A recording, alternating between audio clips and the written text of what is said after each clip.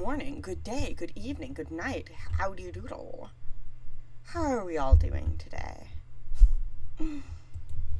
I'll tell you, I'm having a great morning because it's my day off, and that means I have no time limit when it comes to how long I want to stream, except for my own energy, of course.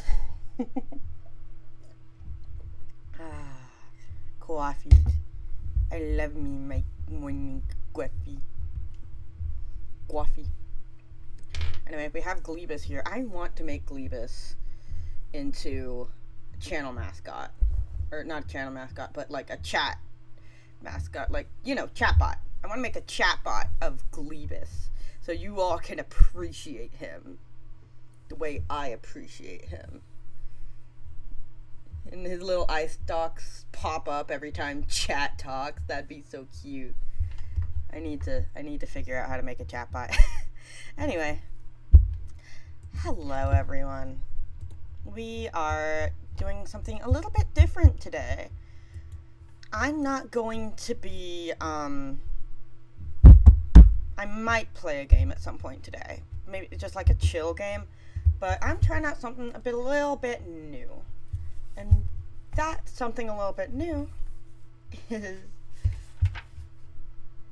that I am going to be reading you all some stories that I still have in my bookshelf from when I was a kid, or when my siblings were kids. Goodness, I remember loving this specific story. I've even got like a whole treasury of fairy tales. The binding of the book is like falling apart, held together with scotch tape and a prayer. But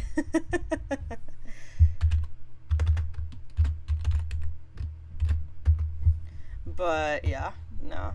I'm having a pretty good time this morning. Goodness gracious. Goodness gracious, great balls of fire. Also, I figured out that God, I figured out that I lost my train of thought. I don't know what I figured out. I don't remember what I figured out because I lost it. Welcome to my life of being ADHD, autism, all the mental brainy worms.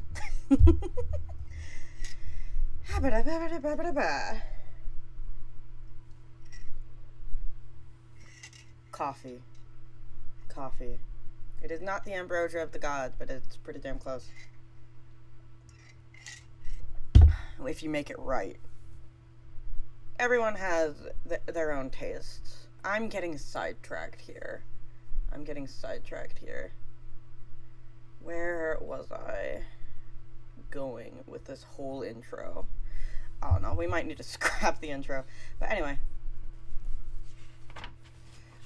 We have, as our first story today, Peabody by Rosemary Wells. This is actually a signed copy to my brother. One of my brothers, anyway.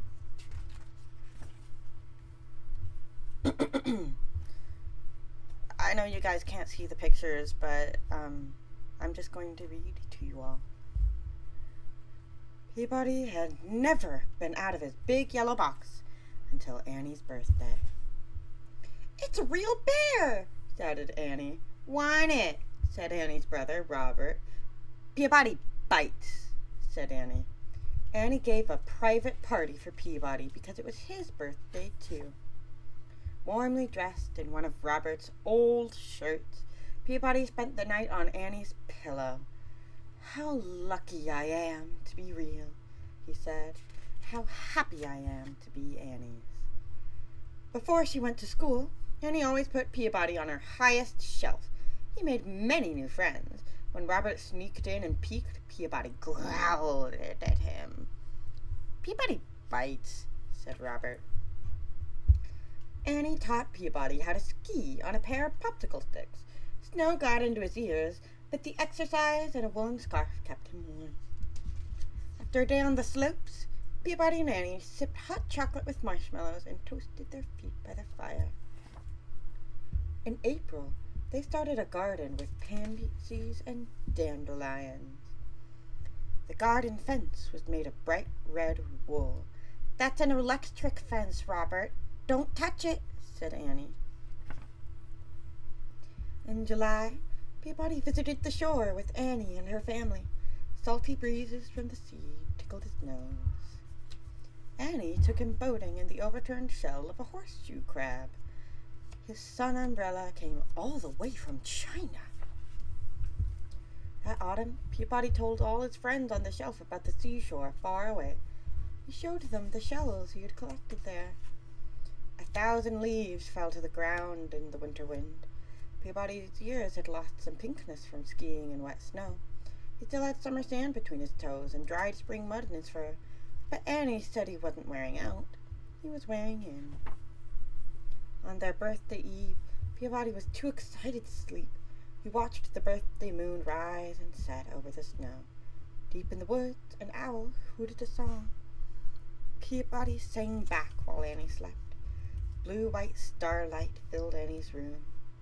In it, Peabody danced a birthday dance. In the morning, the first present Annie opened was Rita.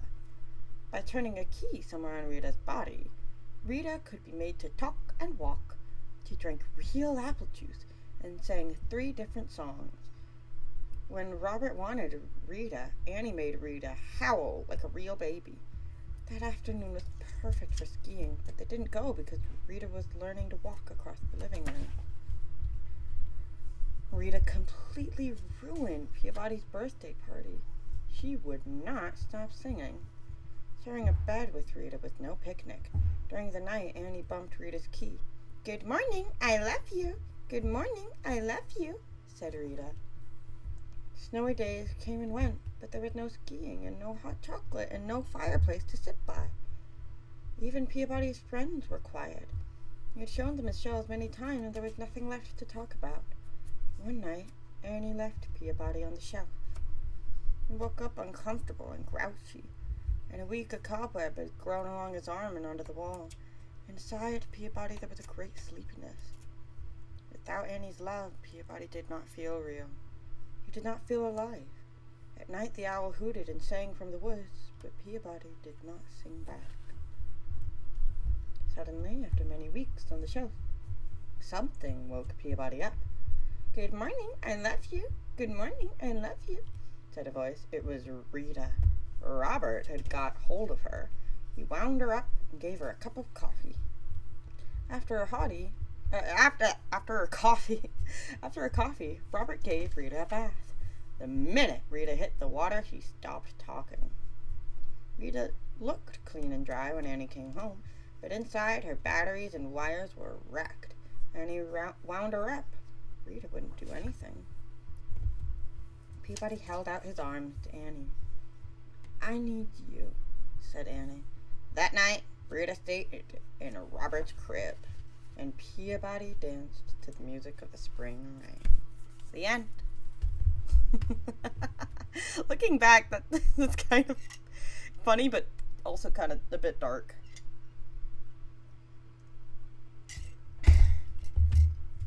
Rita got.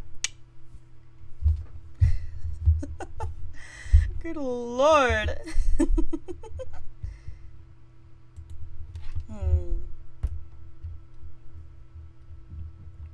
Toy Story, but if Woody and Buzz never became friends.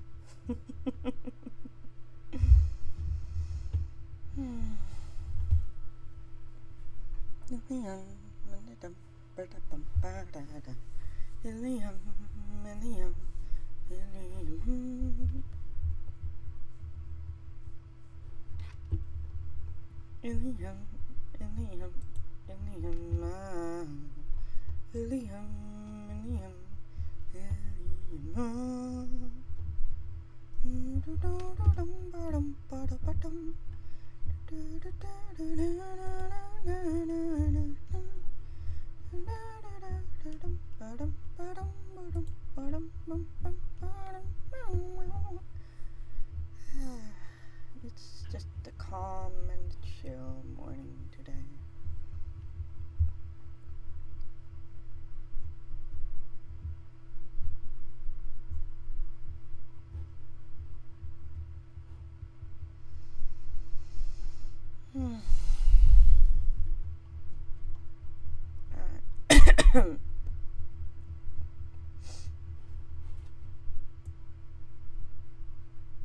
I have a lot of Pinterest tabs open, I'm realizing. I've been looking at recipes and D&D ideas and cake ideas for wedding. And I'm just sitting over here realizing, oh, I've got a whole bunch of tabs open again. Excuse me.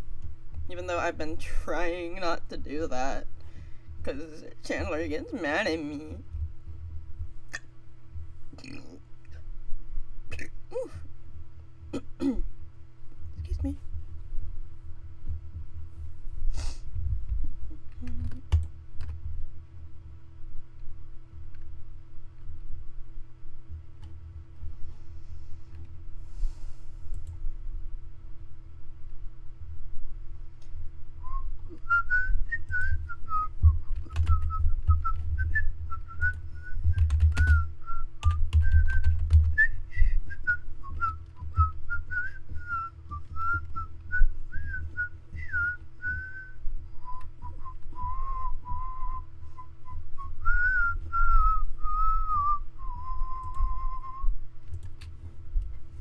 Ooh, curses.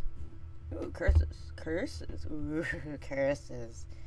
Curses. I'm sorry, John. I keep getting distracted.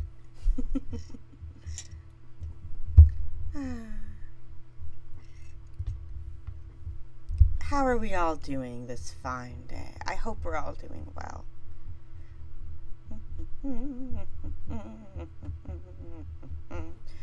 Do we have anybody in chat?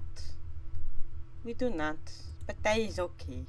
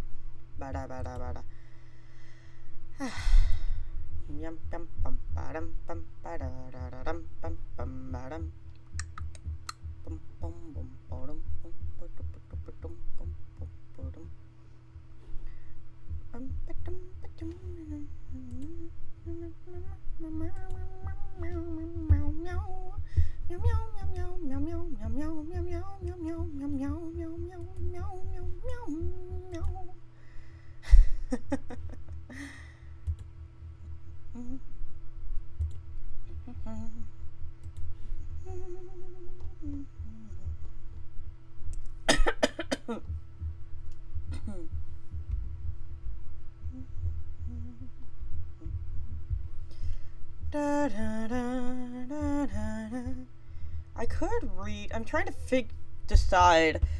figure out or decide which story I want to read next, or poem. I like poems.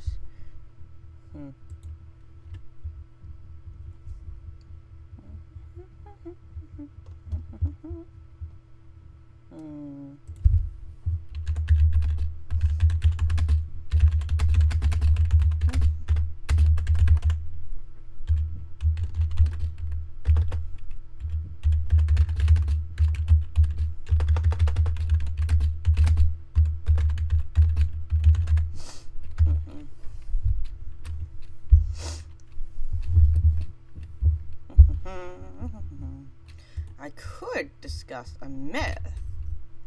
That is my specialty. That is indeed my specialty. Also, I'm now realizing that with the 15-minute uploads for my near 10-hour finale to Cressida's save file, it's 40 parts.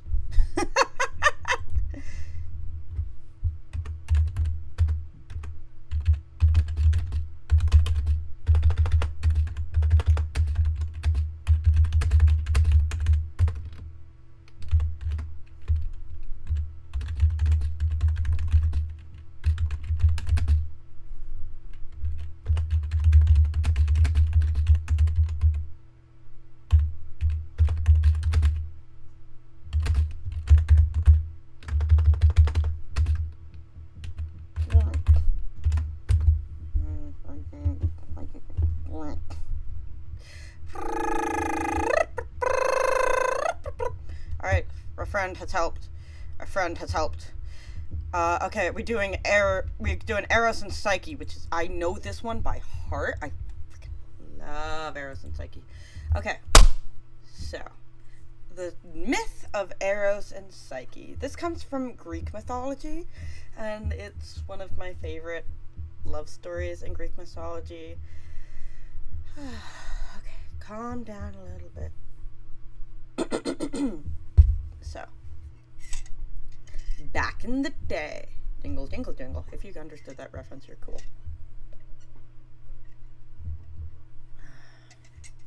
I'm gonna get my weights while I do this, so I have something to do with my hands.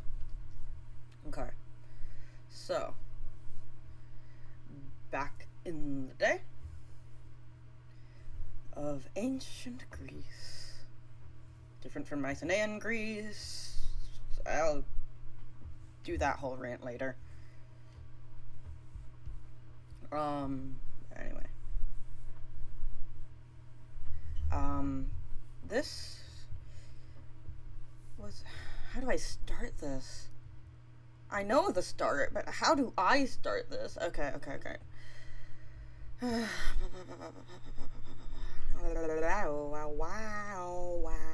Wow. And I got it. Okay. So. This starts with a princess of ancient Greece, Psyche. And the goddess Aphrodite. Goddess of love and beauty. All that good stuff. Now, Psyche was very, very beautiful. And, however, she was also very lonely. And many people sought her hand, but Psyche was just like, no, I believe that, like, words. Psyche is just... And it came to a point where people started to worship Psyche for beauty instead of Aphrodite. If you know anything about Aphrodite, this is a problem. This is a very big problem for Aphrodite. Because, Psyche didn't want any of this attention. She didn't want any of this beef. But, I mean, the people started worshiping her instead of Aphrodite. And Psyche was, again, as I said before, very, very lonely. Because while people appreciated her for her beauty, they adored her because of her beauty, it felt like no one got to really know her as she was, beyond just being beautiful. Yeah, girl, welcome to the club. Welcome to the Being a Woman club. But anyway. Anywho. Aphrodite gets wind of people worshipping Psyche rather than her. And she's like, oh, this won't stand. I know. I'm gonna put a curse on this girl. I'm gonna make her fall in love with something hideous. So she called over her son, Eros, god of, well, not the god of love, but bringer of love. A lot of people confuse Eros and Cupid. They are not the same. Eros there's a lot of complications surrounding the origin of Eros. In a lot of cases, he's considered to be Aphrodite's son, love as a consequence of beauty, that kind of thing. However, in some earlier instances, we see Eros as being this ancient thing, this deity that even the gods fear, because, love can pull even the gods by the strings. Strings. If you know anything about Greek mythology, you know that this is true. And then there's Cupid. We don't talk about Cupid. Cupid is a little baby angel thing, and the most popular interpretation of Eros in this day and age. And I'm just sitting over here like, no, Eros was a fully grown man.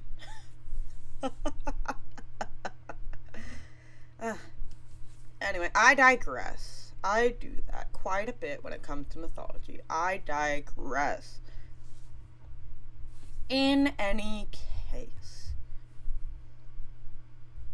Aphrodite goes over to Eros, her son in this myth, and says, "Hey, yo, son, this lady is being worshipped for beauty instead of me. Use your arrows. Go make her fall in love with something hideous." Okay, the model does not like me doing an arrow pose. Okay, but anywho. So, Eros sneaks into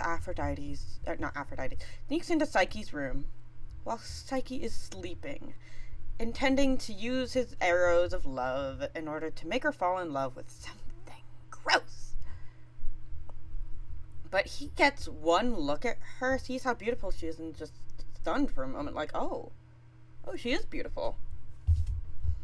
And being startled, he falls. It's not clear how he falls. I'm pretty sure he was climbing in through the window, and then he,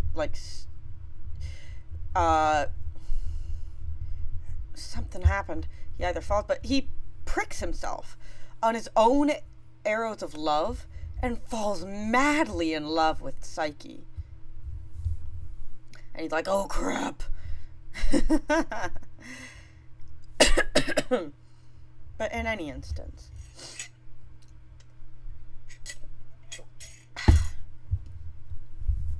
so Eros is now madly in love with Psyche, and Psyche is still very, very lonely, as we've said multiple times. And then at one point, Zephyr, the west wind. We love Zephyr, but also what you did to Hyacinthus. Tisk tisk. That's a story for later. Greek mythology is just a tangled web that needs unraveling, but also I don't want to be the one to have to unravel it.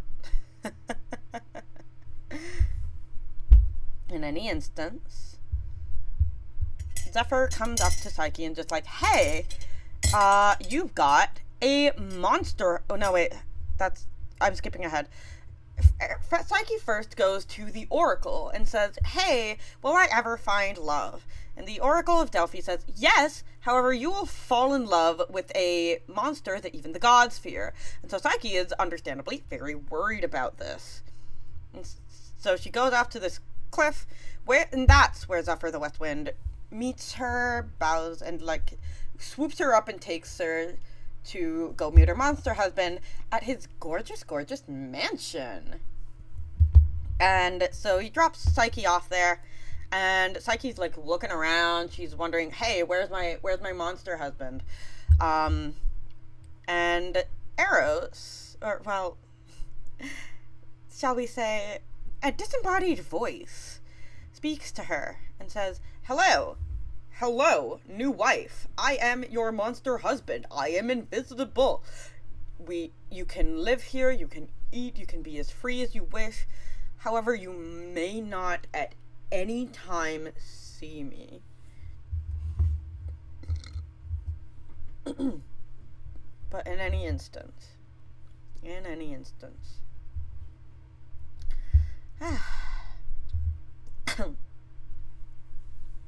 So, Psyche is living it up in this amazing palace.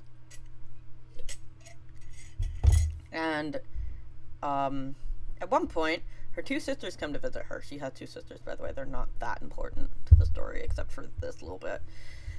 So they come up to her, just smiling and being like, hi sister dear. And it's just like, hey, so, what if your husband really is a hideous monster? And what if he decides to kill you and your unborn child? Yes, they did the duel. The monster husband was invisible. Yes, she has pregnant right now in the story. But in any instance, they convince her, hey, take this knife, take this dagger, and go sneak into his bedroom. And if he really is a hideous monster, just stabby. And they sort of get into Psyche's head, and she's just like, oh my god, what if he is going to kill me and my unborn kid? And so she listens to them. Psyche, girl, you had it made. Whatever. Paranoia is a hell of a drug. But anyway. Hair and face. Ah. So Psyche, by candlelight, she goes and sneaks in to the room of her monster husband while he's sleeping. Middle of the night. And as soon as the light from the candle hits him, she realizes it is not a hideous monster husband, but it is Eros, who is strikingly gorgeous. And this is not hyperbole. This is literally in the myth. The candle oil, the candle wax. It's just like, ooh, the fucking candle wax is like, oh yeah, he's hot, and goes, and it literally just jumps to be closer to Eros and burns him, waking him up. And so he sees, but before that candle thing, Psyche pricks herself on one of Eros's love arrows. Try saying that 5 times fast. And she falls madly in love with Eros, just as he is madly in love with her. And yeah, so then the candle thing happens, burns Eros. He wakes up, he sees Psyche standing over his bedside with a dagger in hand, and she's like, betrayal! And he swoops back up to Olympus, and Psyche is left just sitting there staring at where he left from and being like, well, fuck. I screwed up. And so Aphrodite, now doubly mad at Psyche, is like, oh, I am going to make her suffer. Suffer. And so Psyche is just sulking, feeling sorry for herself, when Aphrodite swoops in and is just like, hey, girlie, I can fix this for you. I can let you marry my son for realsies. You just have to do 3 tasks for me, 3 impossible tasks. And so Psyche's just like, yes, please, I want my husband back. And, goodness. Psyche is the original Cinderella. So, anywho. The first task is, Aphrodite dumps a bag of assorted grains onto the ground. And it's just like, hey, sort these all by type of grain by sunrise. Bye! And so, she swoops away, and Psyche's left there being like, oh my god, how the hell do I do this? And, like, trying to sort them herself, but also kind of panicking on the inside. I would too, girl. And I kid you not, a group of ants take pity on Psyche's plight, and they sort the grains for her. Yes, I know, this is legitimately Cinderella tale. But, Cinderella tale with extra steps. But Aphrodite comes back in the morning, and she's kind of pissed that Psyche managed to complete her task. Oh, and it's not 3 tasks, it's a handful of tasks. And so she's just like, okay, next task. And the next task is, hey, go gather some of the wool from Helios' sun cattle. And so, a little thing about the sun cattle, they will attack. They are kind of violent. From the sun sheep, I should say. The sun sheep. Golden fleece. The golden fleece. And so, it's not the cattle. That's a total different myth. Looking at you, Eureka. Anyway.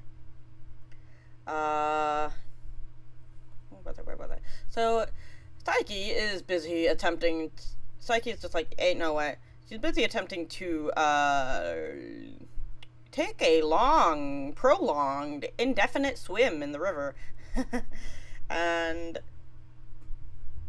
a river nymph comes up to her and just like, hey, girlie, I understand you're, like, going through it right now, but let me give you a quick little tip.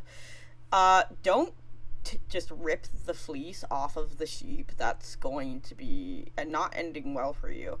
But instead gather some of the fleece from the thorn bushes nearby. So Psyche does that. Aphrodite becomes even more pissed off at her. And it's just like, okay, next task. And the next task is legitimately, hey, go gather water from the river Styx. The river Styx, by the way, is guarded by a dragon of some sort. Hydra? It doesn't matter right now. But Psyche's just like, how the hell do I do this? And the gods can't intervene directly, but Zeus does send down an eagle to gather the water for her, because they're just like, yeah, no, Aphrodite's taken this a bit too far. And so she gets the water, and Aphrodite becomes even more pissed off. At this point, Eros has completely forgiven Psyche for the whole burn incident, but Aphrodite's keeping him locked up in her palace, being like, hey, mother knows best. Mother knows best. Listen to your mother. In any case, the next and final task, Aphrodite legitimately tells Psyche to go to hell. I'm joking here, but she does tell Aphrodite to go down into the underworld. She gives her a box, says, hey, take this to Persephone, and ask Persephone to put some of her beauty inside the box, and then bring it back to me. And so Psyche is like, okay. She gets some help finding her way down into the underworld by some landmarks. I guess there were landmarks leading to the underworld back in the day. Oh, excuse me. But in any instance.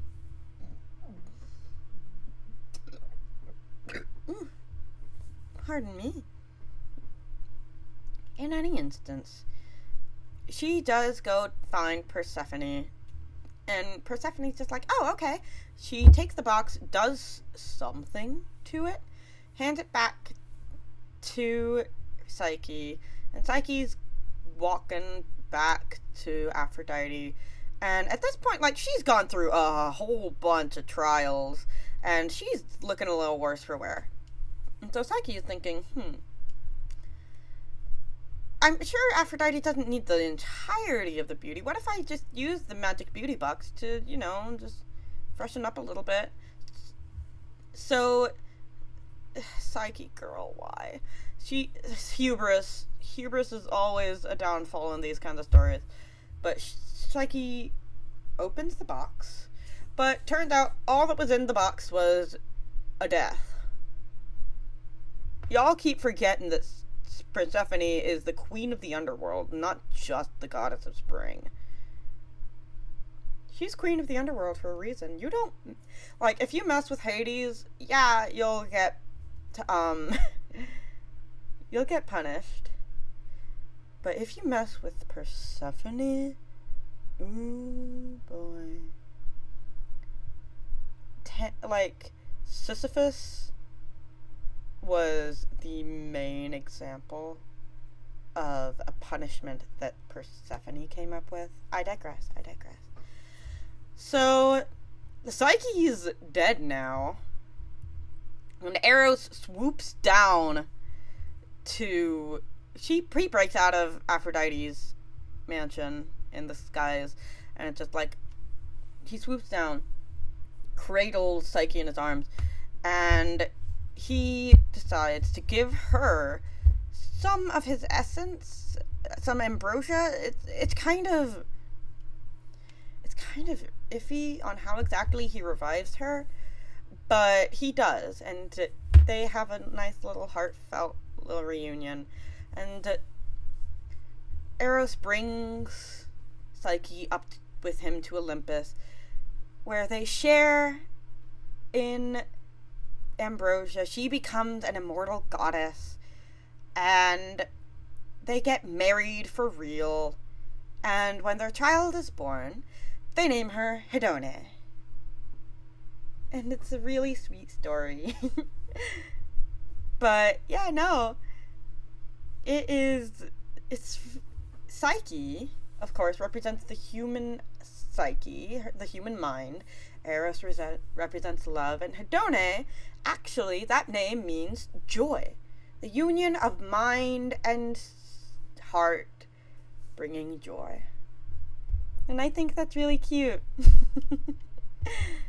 I do think it's a really cute little, I don't know how else to explain it other than it's really cute.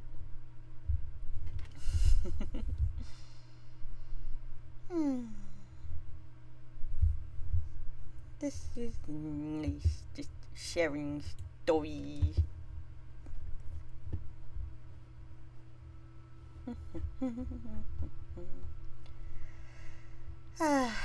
Water break. Oh my god. I have this giant jug of water.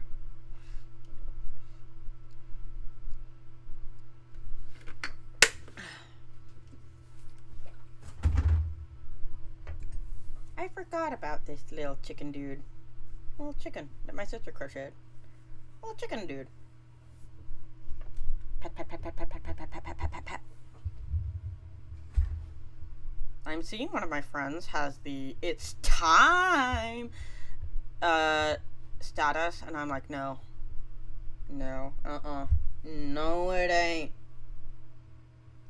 Let fall have its moment, please, dear God. I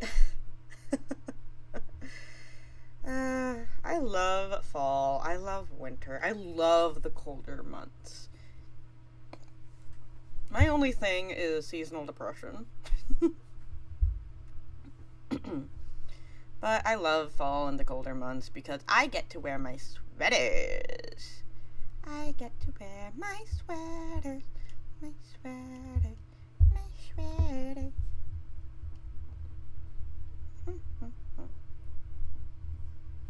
Wow.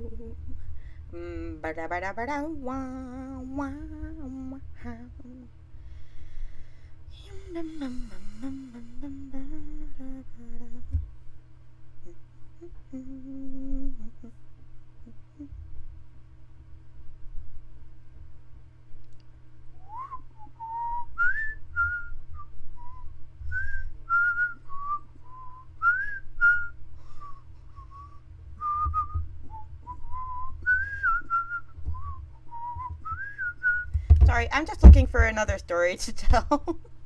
I could read a short story that I've written, maybe. That feels like it's a bit self-congratulatory, though, and...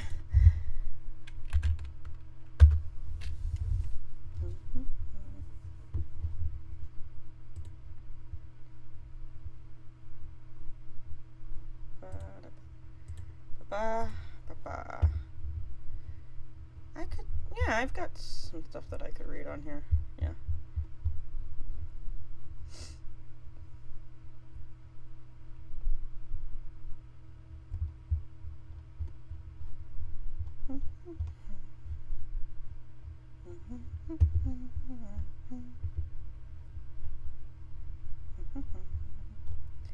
Ooh, should I read the... I should read them in order. The order in which they came out. Celestial dragons were the most revered species of dragons, with scales that shone like nebulas, the ability to exist within the vacuum of space, and most of all, possessing the greatest magic out of any creature in all of Arunia. That is, most of them. Nebulon was a little different in that regard. That is to say, he had no magic at all. Nothing. Nada. Zilch. Not even a scrap. Oh, he tried. Certainly he tried. He studied every single magical text he could get his talons on, pleaded to the gods for them to grant him even a fraction of their power, meditated for weeks on end to try and unlock the magic that was his birthright. But nothing worked. He was a prince. He was supposed to have the strongest magic out of any dragon. Instead, he had nothing. Nothing. I have absolutely nothing, he growls to himself, gritting his teeth. Aggravated, Nebulon threw down the scrolls that he was reading, sweeping all of his supplies off his desk. Nothing's working! I don't get it! How come everyone else can use magic except for me? He began pacing around his room, clawing gouges into the mahogany floor. I should have been born a sorcerer like everyone else, but that didn't work, clearly. I've been studying all my life to try and become a wizard, but that was also a bust. 4 moons. I even tried pleading to the gods for them to make me a warlock, but no god was willing to be my patron. Why can't I just fix this already? Tail lashing, the young dragonette let out a guttural roar, crouching down and seeing his talons over his face. That was when a soft knock came at his door. Nebulon? Hey, I heard you shouting. You okay in there? A female voice asked. Nebulon took a deep breath, lifting his head. Yes, sis, I'm fine, he snapped, just frustrated. Can I come in? She asked, to which he sighed again, starting to tidy up. Knock yourself out. Door's unlocked, he grumbled when another dragon, Real, entered the room. Whoa, looks like someone had a little temper tantrum, she joked, moving over. Let me help you with that. With a wave of her claws, the scattered books and scrolls levitated into the air, arranging themselves neatly on his desk. He growled, staring pointedly at the ground. You have to rub it in like that, he snarled, to which Real tilted her head. What are you... She started before her eyes widened in realization. Oh, Nebby, I'm so sorry. I didn't mean to, I swear. Nebulon sighs, wheeling around to face her. That's just even worse, isn't it? That you do it without even thinking about it. Meanwhile, I can't even muster up a spark, get something to float even an inch off the ground. He glares at his sister before taking a deep breath. But I suppose it isn't your fault I'm defective. He mumbles, sweeping his tail across the ground. Thanks for helping me clean up. Not a problem at all. Rael smiled faintly, draping her wing over his back. And whoever said you were defective? You're just different, that's all. I'm sure one of these days you'll find that spark of magic, and you'll be the best spellcaster in all the far realms. She drew him closer, raising her head to the sky. Yeah, Nebulon the Great, they'll call you. That'll be your name in the history books. Thanks, sis. Nebulon chuckled, forcing a smile. In any case, I ought to get to my class with Perfecta Galactica. Shouldn't be too bad, right? Class was absolutely terrible. No, Galactica snarled, lashing her tail. Useless! How are you still not getting this? You need to feel the magic within your core, nurture it like a flame, and summon it forth. Excuse me? Nebulon glared down at the ground, gritting his teeth. I'm trying, but I don't feel anything, he protested, raising his head to face his teacher. How am I supposed to nurture or summon something that isn't there? Nonsense, his teacher scoffed, pacing around the training grounds. Every celestial dragon alive has an innate connection to the magic of the stars. You shouldn't be any different. You're just not trying hard enough. Again, really focus this time. Nebulon took a deep breath, closing his eyes and trying to picture the magic dwelling within him.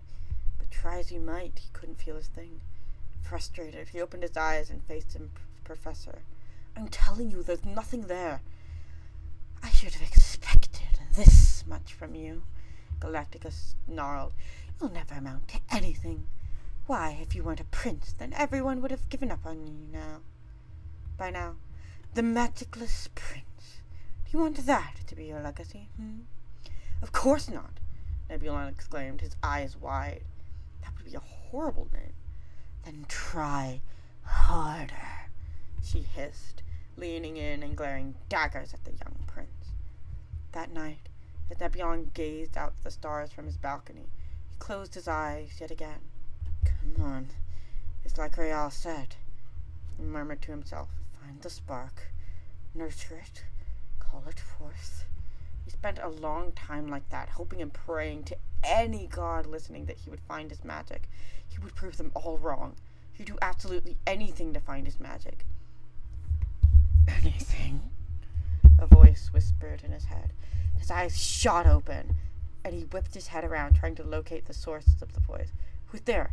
Hello? He called out, but no one was there. Sorry, I spoke too fast. But no one was there. Show yourself. Are you here to give me magic? If so, then yes, I accept. Please. His voice cracked, and he perked his ears, straining them to try and locate the voice again. But it was gone. Was that my spark? He wondered aloud, turning back towards his desk. Is that even possible? I should ask Grail in the morning, he sighed, turning off his lights and clambering over to his bed. Even then, he couldn't help shaking with excitement. Maybe this was finally it. He would get magic and be just like everyone else. He could barely sleep, he was so excited. By the time the sun was peeking through his window, he was already out of bed and getting ready for the day. He just couldn't help but smile. As he raced down the hall of the palace towards breakfast, his face lit up upon spotting his sister. Real! Hey, Real, I have something to tell you. It's super important, he said in the rush as Real blinked slowly at him, yawning. Really? So important it couldn't wait until after breakfast? She asked, rubbing her eyes. Give me a minute to wake up first, okay? Jeez, Nebby, it's barely even dawn. Nebulon hopped from one foot to the other, giggling. Okay, well, hurry up. I can't wait to tell you any longer, he insisted, prompting a chuckle from Real. All right. What is it you want to tell me? She conceded, making her way down to breakfast with him. Well, he began. Last night I was trying to find my spark. You know, how Galactica told me to. Yeah? Real prompted, growing excited alongside him. Did you find it? Yeah. Well, maybe, Nebulon responded, thinking to himself. Does your magic ever, talk to you? At this, Real stopped, tilting her head. What do you mean? I don't think so. Certainly never heard any voices in my head, she mused, turning to him and furrowing a brow. What exactly happened? Well, Nebulon began. I was thinking about how I would be willing to do anything in order to get my magic. And then I heard a voice I didn't recognize. It was like it was right there, whispering in my ear. It asked me if I really was willing to do anything. Maybe it was a patron? Rael frowned, thinking for a bit. Maybe, she started slowly, but that honestly sounds a bit suspicious to me. You should be careful. What if it's a dark patron? Like, what if they make you give up your soul in exchange for your magic? If you hear it again, you should ask it what exactly it wants out of you. Alright then, I'll do that. Nebulon nodded. Besides, I'm sure it's something good. If it gets me magic, I'll give anything. Noticing his sister's alarmed expression, he quickly added, within reason, of course.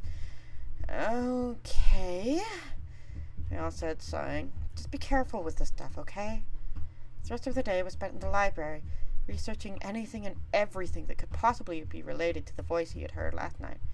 Come on. There has to be something. Nebulon muttered to himself, looking through the various scrolls scattered across the table. Looking for me? That's the wrong kind of voice. Looking for me? The same voice whispered from within his mind. Nebulon instantly shot up, looking around. Hello? He called out. Don't draw attention to me. Hush now. The unidentified voice hissed. Where was it coming from? Are you my magic? He whispered, leaning over his desk to make it look like he was reading a scroll. Don't be absurd, child. Magic can't talk. I'm just... how should I put this? An interested party. I want to assist you. The voice responded, giving a bit of a chuckle. You mean like a magic patron? He asked, his excitement growing until he felt as if his chest would burst. You could say that. Go to your balcony tonight. I will give you instructions. And with that, the voice faded away again, almost as abruptly as it came. I can't believe this. Finally, after all these years, I'm gonna finally learn magic. Nebulon squealed to himself, gathering up his supplies. I can't wait to tell Mom. However, something stopped him from rushing out. Wait, it said it not to draw any attention to it, though. I don't want my only chance at a patron to leave because I upset them. That night, as he was pacing about his room, waiting for the voice to return, he let out a deep sigh. I should probably write a note or something, letting Mom and Rael know what's going on at the least. So, taking a blank scroll and an inkwell, he dipped his claws in the ink and began to write. Dear Mom and Rael, for the longest time, as you know, I have been trying my hardest to learn magic, and I failed several times. All I've ever wanted was for you to be proud of me, but now I've finally found a patron. They're going to give me instructions on how to gain my power tonight. I don't know what I'll be doing, but when you see me next, I'll be more powerful than ever. I love you both. Nebulon. Taking a deep breath, the young prince placed the scroll on his bed, walking out to the balcony. All right, I'm here. What do you want me to do? Called out into the night. You actually came. Must be desperate. The voice chuckled. I'll tell you. Come, fly out into the abyss of space and meet me there. I will change you. You will become more powerful than you could have ever imagined. It drawled, its voice smooth as honey and just as enticing. Fly into space? But won't I need to breathe out there? Nebulon asked, turning to gaze back at his bedroom. Nonsense, the voice scoffed. You're a celestial dragon, aren't you? Your kind are built for space travel. You do want your magic, don't you? Yes, I do. Of course I do, Nebulon cried out. Then do as I say, and come to me. The voice snarled. He considered his options. He could either do what this voice said and gain all the power he had ever wanted, or he could just remain in the safety of the palace, forever magicless. He knew what he had to do. He couldn't just let this once-in-a-lifetime opportunity pass him by. And so he spread his wings and launched himself off the balcony, continuing to fly even as the air grew thinner and thinner. You ought to start holding your breath, the voice advised, to which Nebulon nodded, not even speaking as he took a deep breath, launching himself out of the atmosphere. It was at this point that he decided to turn back and look at the planet below. Oh, wow, he thought to himself. It's beautiful, and it's my home. He continued to fly further and further out into space, past the 4 moons that circled the planet. His lungs were screaming for air, and he was cold, oh so cold, but he kept going. Eventually he came across something. It was hard to describe. It was like an amorphous blob, writhing around with several eyes and teeth all over it, and yet it had no discernible face that he could recognize. It kept shifting and twisting. Just looking at it made his head hurt. There you are, the thing drawled. I've been waiting for you. Now, to grant you your reward. The darkness seemed to envelop him, sticky and insidious, and no matter how hard he tried to fight it, he just got more entangled into it. Then he heard something snap. It was almost inaudible, but the second he heard that snap, he felt different, powerful.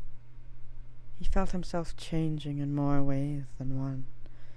He could feel the magic coursing through his veins, as his wings seemed to suck in all the light from the neighboring stars. He had done it. He had magic, at last. But it wasn't enough just to have this magic. No, not anymore. He had to show everyone just how powerful he really was now. Thank you, he spoke, his voice coming out twisted and wrong. He didn't sound like himself. His voice boomed throughout the empty space around them, and as he blinked, he realized that new eyes had appeared on his face. In fact, he resembled the eldritch creature more than he resembled himself now. His now ebony black body sported razor-sharp teeth, a multitude of orange glowing eyes, and 6 legs with wickedly sharp talons. Look at you. You're stunning, the entity whispered, pointing, at least he thought it was pointing, back the way Nebulon had come. Now, go. Show them your power and what you can do. Nebulon nodded, turning and beating his wings faster than he ever had before. Everyone would be thrilled to see him. He could feel his newfound power coursing through him, tingling in his claws. As he neared the lunar outpost, he spotted the form of his mother and her guards flying up to meet him. Good. Halt! Who are you? His mother, Queen Stelarsis, demanded, using her magic to enhance her voice. Party tricks. Oh, do you not recognize me? Nebulon laughed. What a mother. Well, guess what? I'm far more powerful than you could ever dream of being. What do you want? Stelarsis hissed, baring her fangs. Nebulon let out a bark of a laugh. What do I want? Well, since you're asking, I simply want to show you my newfound power, mother, he explained, his voice dripping with malice. Observe.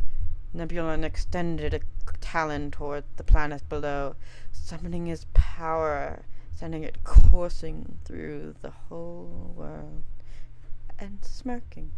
There they are. What are you talking about? Stelarsis asked cautiously, beating her wings to back away from him. Shh. Just wait. Nebulon chuckled darkly. He could feel them, the brand new minds, coming under his own. They were now a part of him. Slowly, the forms of dragon began to fly up from the planet's surface in droves. But they were wrong. Decaying, rotting, animated corpses of all the dragons who had died before.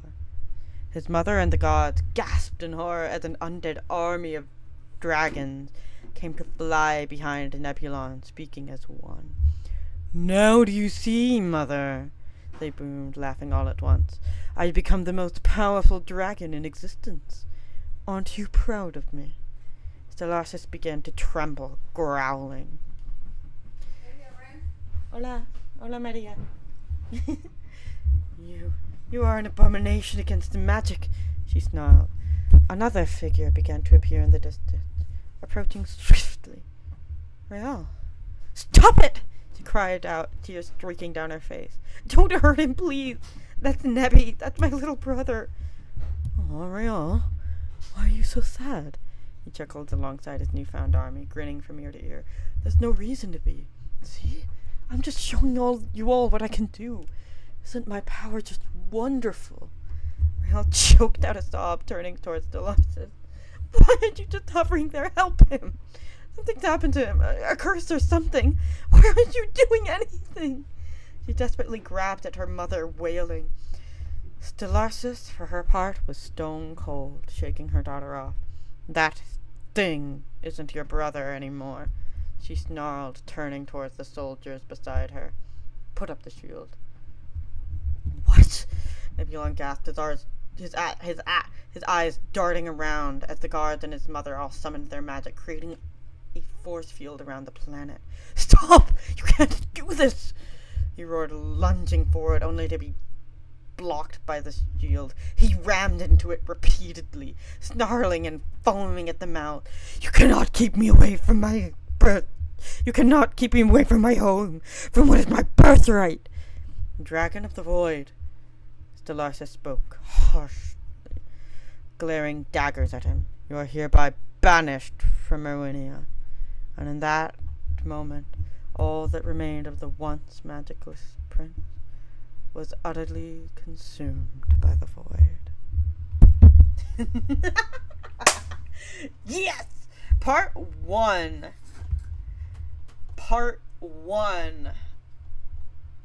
of that story, of that little saga. I wrote that myself. I wrote it in a creative writing class. I'm so proud of myself for that one. I still absolutely love the way it came out. There's parts that I could improve, for sure. But yeah, that one is titled A Spark of Magic. I remember my classmates telling me, oh yeah, the start sounded a lot like, I don't know, My Little Pony or something, and then the eldritch creature showed up, and, like, and I'm just sitting over here like, what, My Little Pony? But the dragons, but the allegory to struggling in school.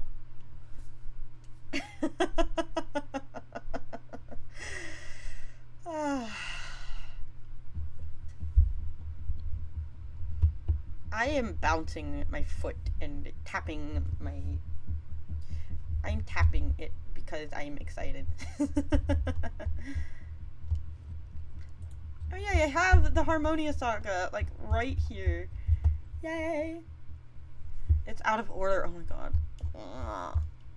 The Harmonia Saga. I need to edit this, but anyhow.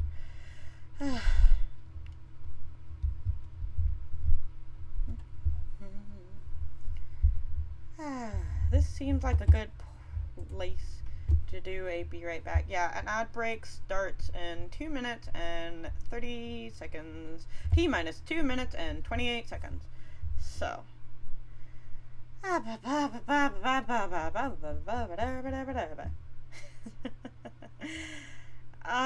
get I don't know if the model's picking it up like at all, but I'm doing flappy hands. I'm doing flappy hands.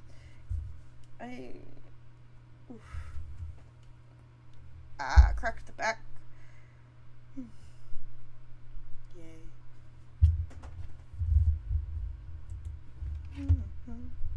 Oh wait, shoot, today's Friday, not Saturday. I thought today was Saturday. Having a day off on a Friday really messes with my week. Yeah, no, today is Friday.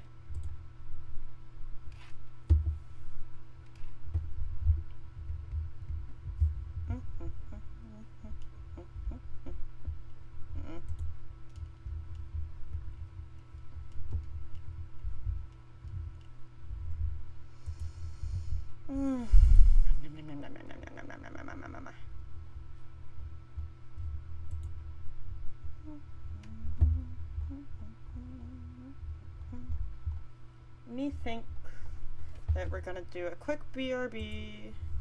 I'm going to maybe get another cup of coffee. I don't know. I'm debating on coffee versus tea. The last little drop of my morning coffee. But yes. Be right back while the ad break is going on. And then afterwards I'm debating on either reading another story or switching to playing a game while just chit-chatting. We shall see, we shall see. Do I have any royalty-free music on this thing? Do I have royalty-free music that I can play?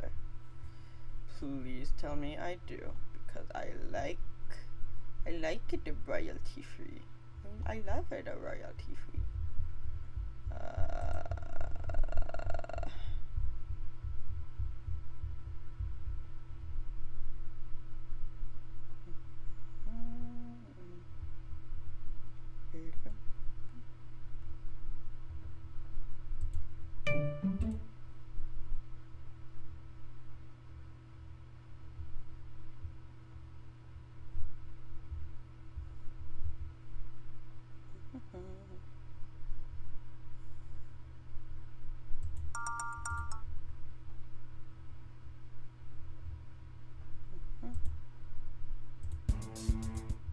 No, not that one.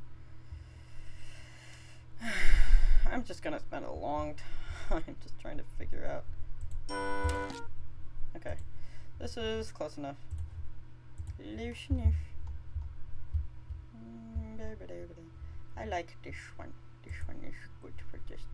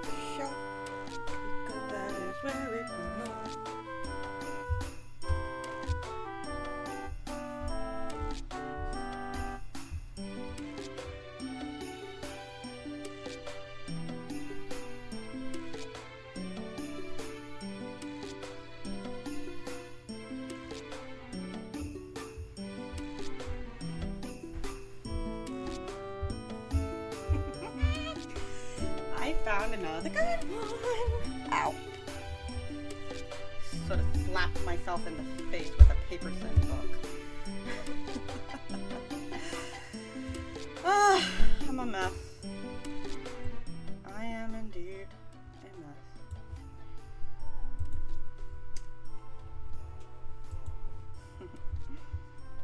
Alright. Hello guys, I'm back. I found another good story to read. Okay. A young man was walking. He walked and he walked. He walked all night and he walked all day. He was tired and he was hungry. At last he came to a big house. What a fine house, he said. There will be plenty of food for me here. He knocked on the door. A little old lady opened it. Good lady, said the young man, I am very hungry. Can you give me something to eat? I have nothing to give you, said the little old lady.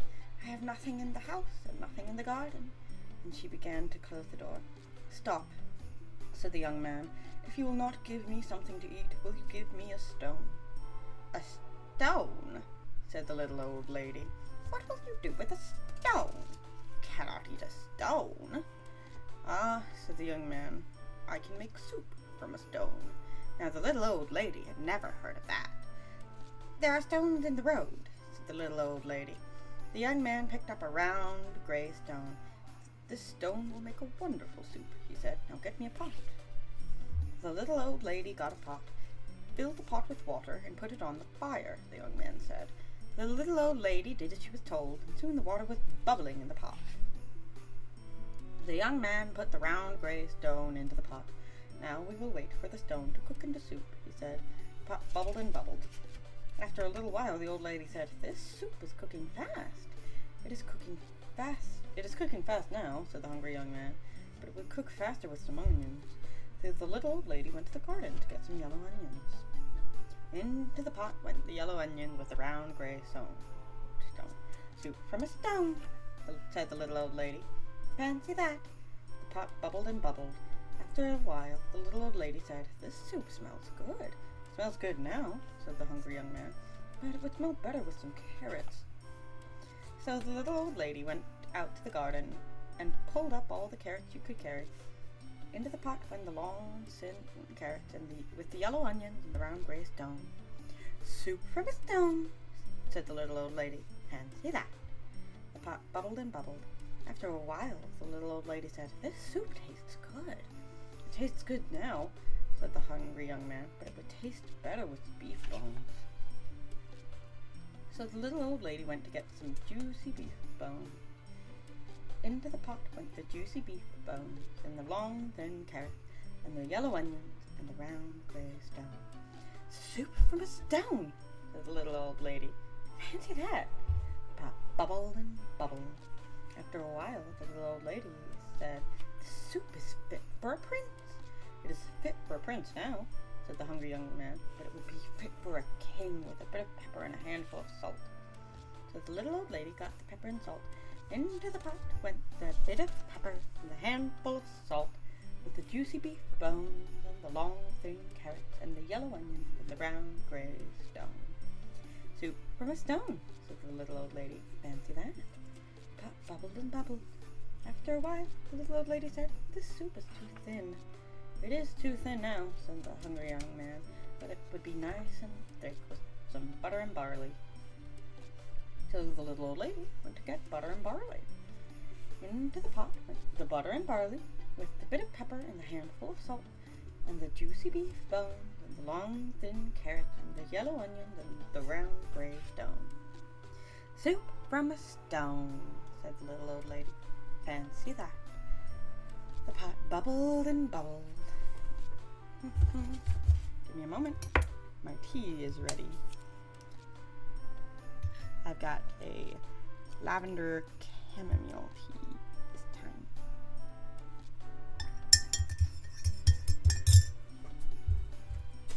I love the taste of lavender. It's just sometimes it smells too strong for me. But this is lavender and chamomile, some licorice root. tastes good. That's good tea. Back to the story. Soup from a stone, said the little old lady. Fancy that! The pot bubbled and bubbled. After a while, the little old lady tasted the soup again. That is good soup, she said. Yes, said the hungry young man. This soup is fit for a king. Now we will eat it. Stop, said the little old lady. This soup is indeed fit for a king. Now I will set a table fit for a king. So she took out her best tablecloth and her best dishes.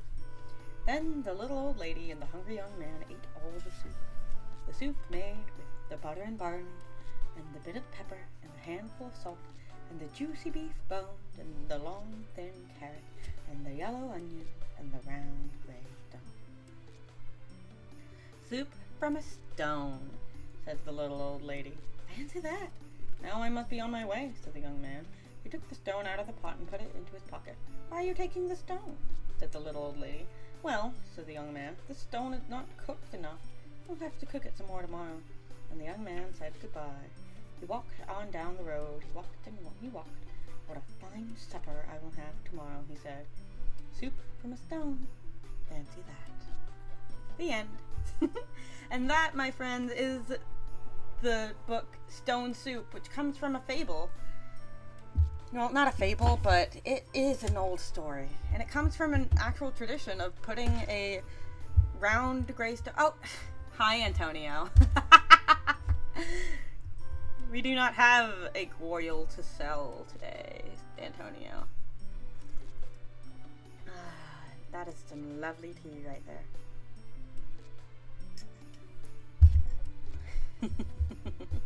Welcome into the chat, Antonio.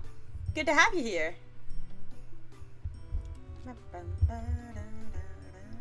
We're doing something a little different today.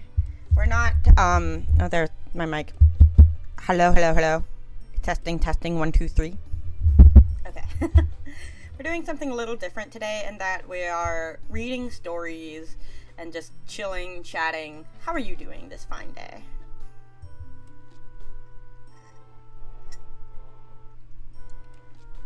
Yum, yum, yum, tea. That reminds me, I need to put in a fun fact for the chatbot in the Solar Storm server.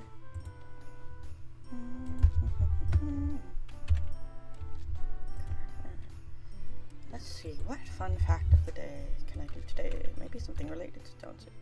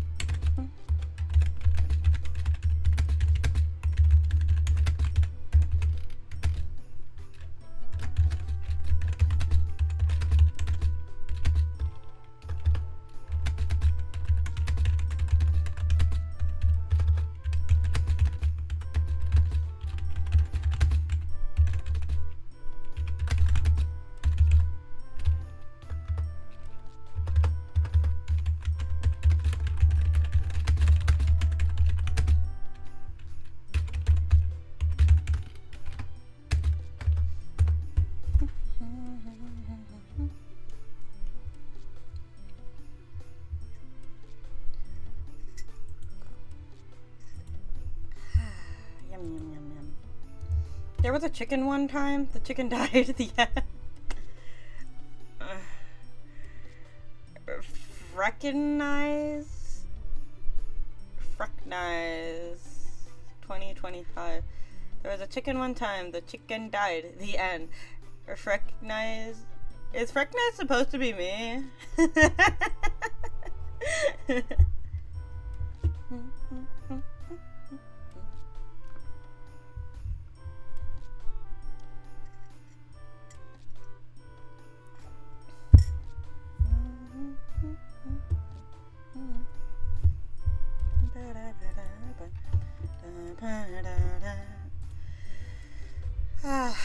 I'm having a very nice morning. Very nice morning. I hope you all are having a nice morning as well.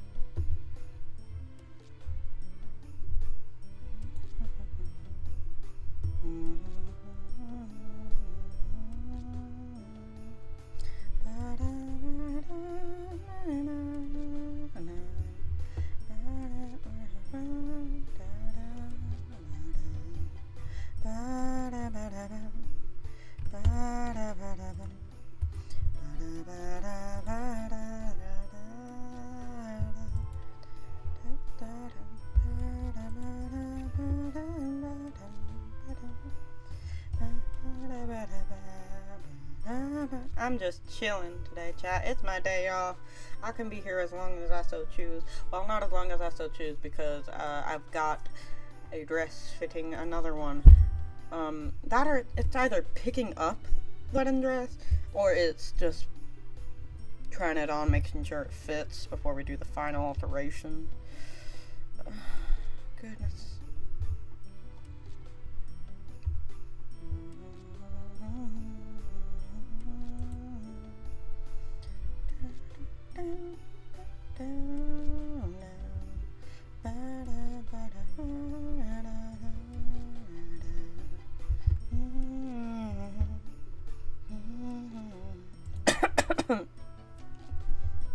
But any guys, Leshy. What shall I read next?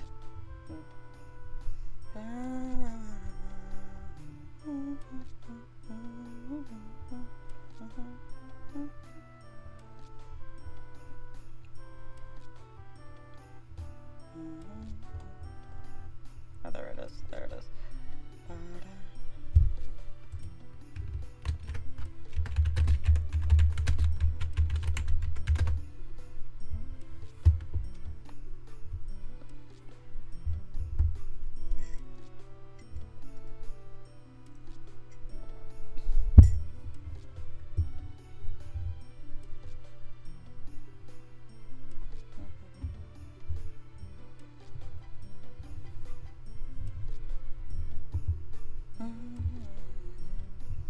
Hello, Antonio. God. Must you? Why that emoji specifically?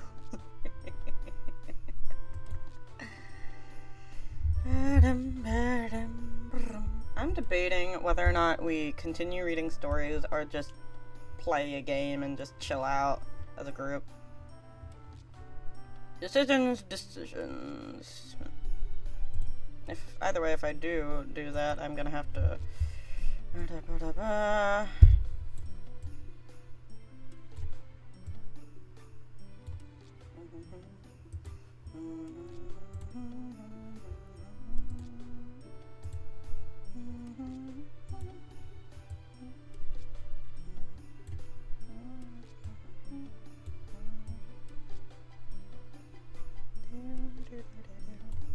Hello. Wow. Oh my goodness, my neck popped there. That felt nice. I freaked out my coworkers the other day because, in case y'all didn't know, I'm double jointed in my shoulders. My coworkers didn't know this. So I can do this thing. I can't do it with my headphones on, but I don't know if the model is capturing it or not. Oh my god. Ow! Oh! I hit the back of my chair. Oh, I hit the back of my chair halfway through. Ooh, okay. Haven't done that in a while. That's a really good stretch. Hold on. Let me take off my headphones and get off my chair.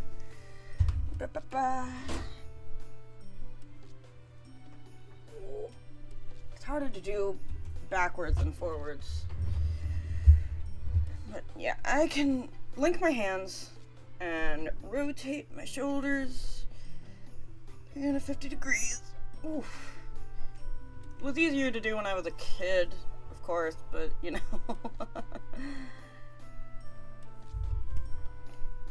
I can also dislocate my shoulders at will. Oof. That feels good. That really do get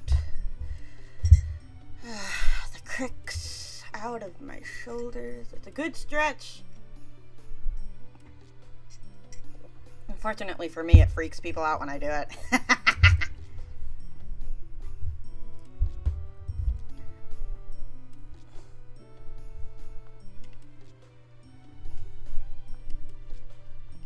I could be a contortionist if I wanted to. Unfortunately, or rather, I don't know if it's unfortunate, but I do not want to become a contortionist.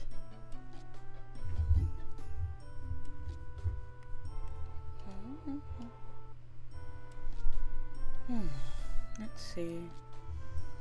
What shall we do next? A shot. Chat. Chitty chitty chat chat. Chit chat. Oh my goodness, my back. Oh my god, my back. You'll be lucky if, be lucky that y'all don't have back problems at 24. If y'all don't have chronic pain, consider yourselves lucky. Consider yourselves lucky if you don't have chronic pain. I'm holding my mic closer to my face. Is the media tracker still working properly?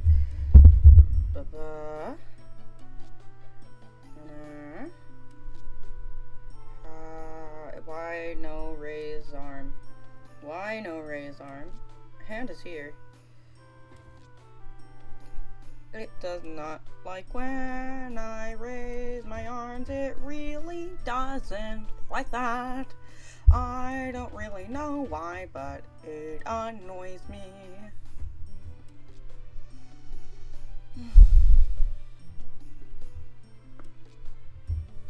Anyways, chat.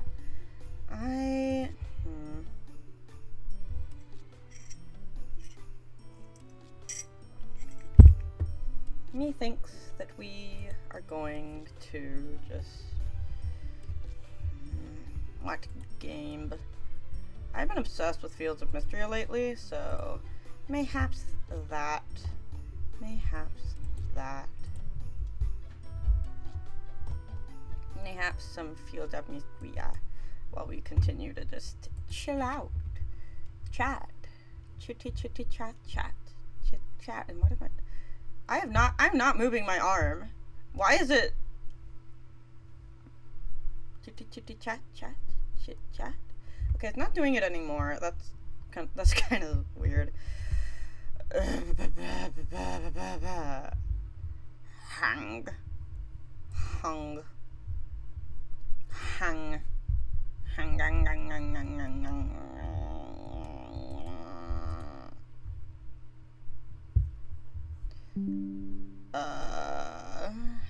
God, it does not have a fucking virus. Oh my god. It's mods. It is mods. It is a mod, and every single time, every so often, I have not changed it. Girl, I have not changed the thing. I have not changed this thing when it comes to this game. I haven't added any new mods. I haven't taken away any mods. These are the same mods that I have been using.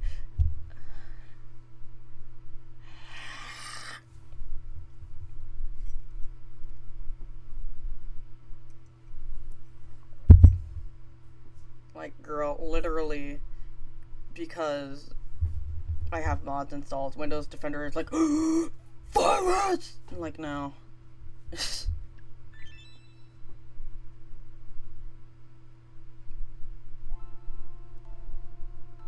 Yay.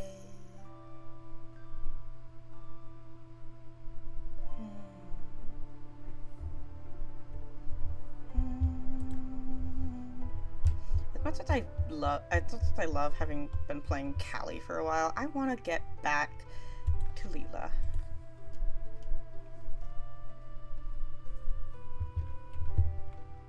And let's see. Hello, cat. It's 6 a.m.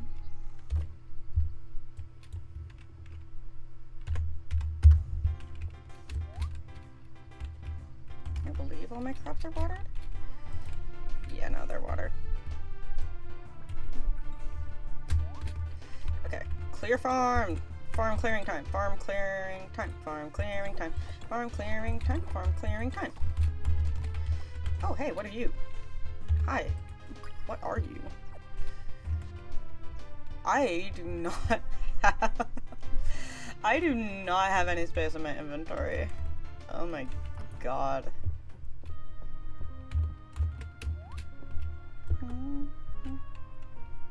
Mystery and wall map. Yay. What's that? Chillipede. Huh? Chillipede. Chillipede?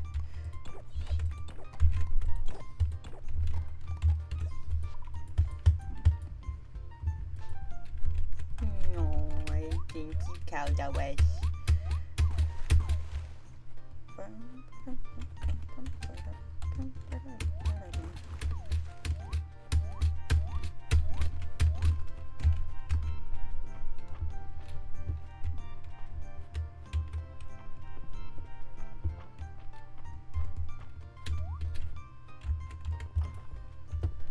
Celine? No, you're not in here. Okay, that's been donated. That's been donated. That's been donated. That's been donated. That's been donated. That's been donated. This is not. That can't be donated. This needs to be donated. That hasn't been donated. Hey, Baylor. I've got in line on a new deal, but time is of the essence. But by your leave, Leela.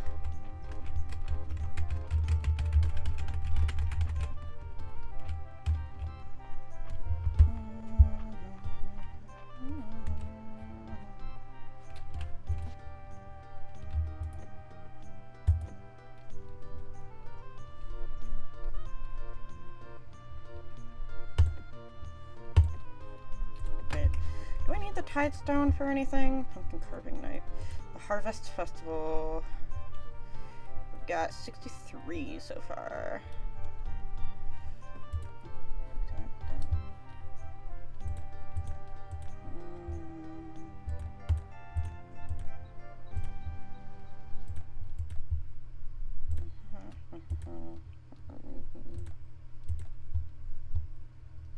Ah, yes. Junie wants a Tidestone. I knew it.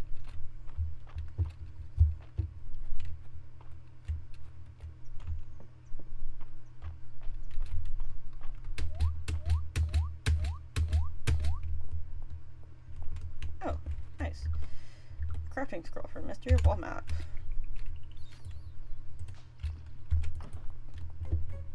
Hi, Dorothea.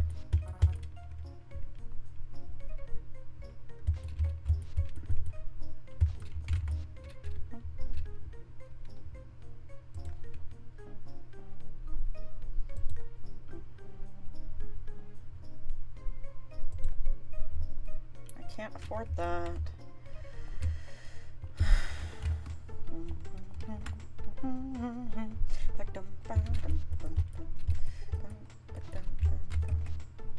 What?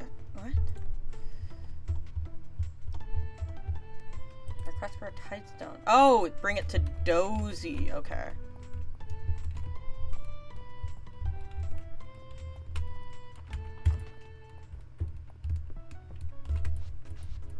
Dozy appears to be very happy that you fulfilled his request. Yay. Dozy's expression suggests the bath is extra good today.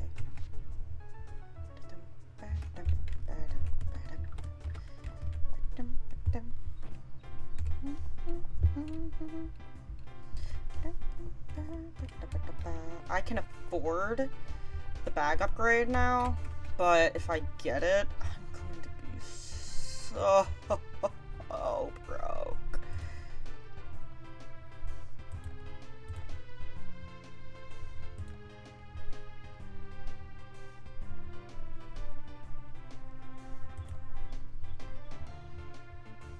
There's so many requests, dude.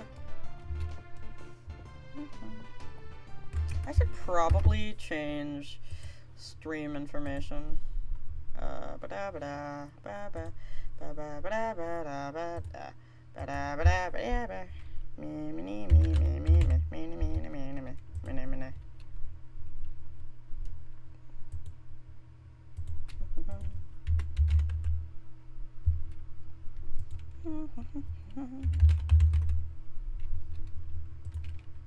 Yay. There we go.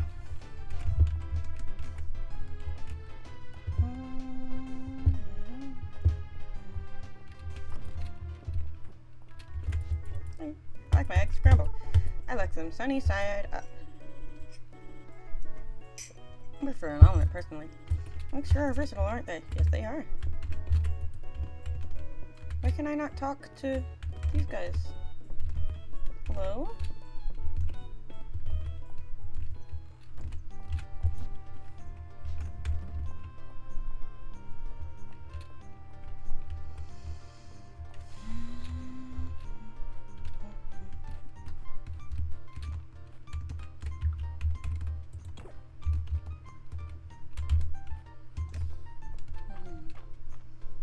Is that a Mocha's twerking? Antonio, why?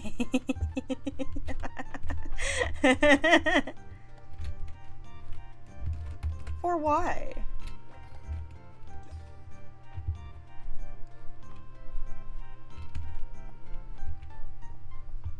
Oh wait, what's up there? I see you.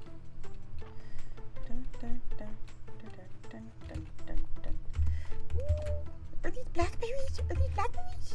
Gimme, gimme, gimme, gimme, gimme, gimme, gimme, gimme, gimme, gimme, gimme, gimme, gimme. Yes. Drink the fountain water. Gimme the blackberries. Gimme. I freaking love blackberries.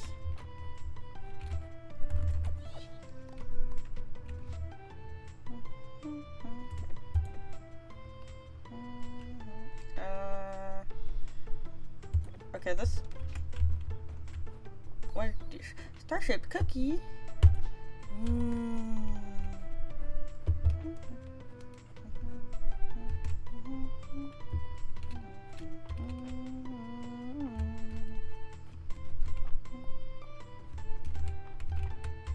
Didn't I just break this? There in War Banner.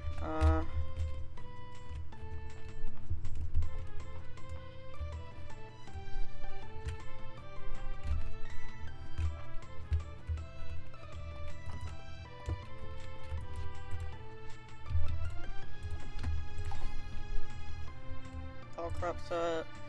I donated nothing from the spring crop set. Girly. I'm the worst to that museum.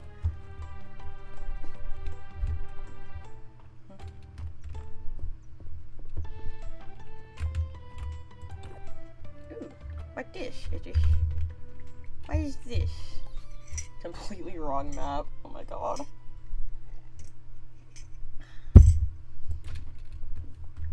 I'm trying to think of who would like the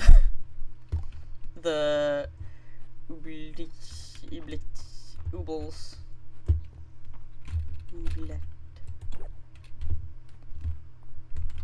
Hello, Walking Leaf.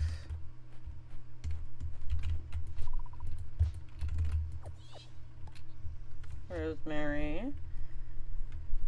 Well, that actually sells for a lot.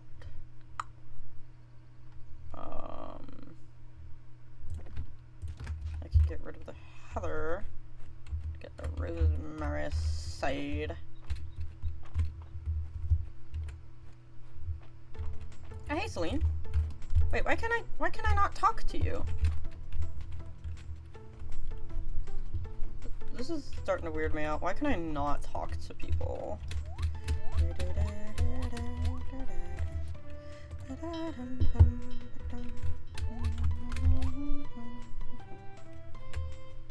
Hi, legendary bug that actually doesn't give me anything.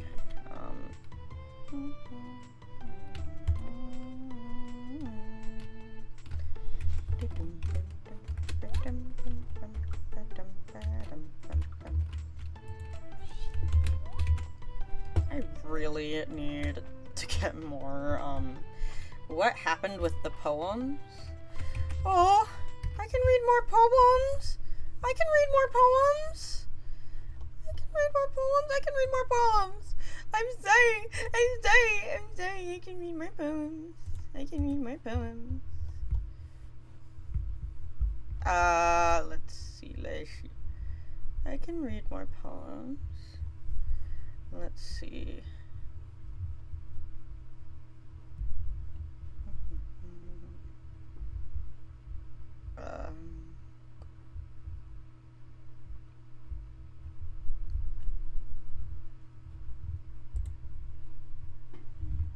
This is one that I wrote. Dreaming bird, bound wings, still sings, magic sings. Spring will bring help, only shoved down, surrounded, too loud. Ice knife, frontal stab. Stop it! Leave me alone! Too much noise! Claws, teeth. I must use any weapon. Reinforcement coming. Scatter plan. Run, now. Back to back. 2 by 2, 3 with me. It wasn't a game. Monsters. Someone was caught. Everyone help them. What do you want with us? This is our territory. We will fight if you give us reason. They learned. We became safer. It was torture. I hated you. Why so quiet? Aren't we friends? She just hates everyone. Bookworm freak. Why don't you read real literature? You're weird. Hey, we're friends, right? Guys, back up or she'll scream. Act normal. Teachers are coming. It's just a game, right, Aaron? No, it was never a game to me. But did you ever give me the option of saying that?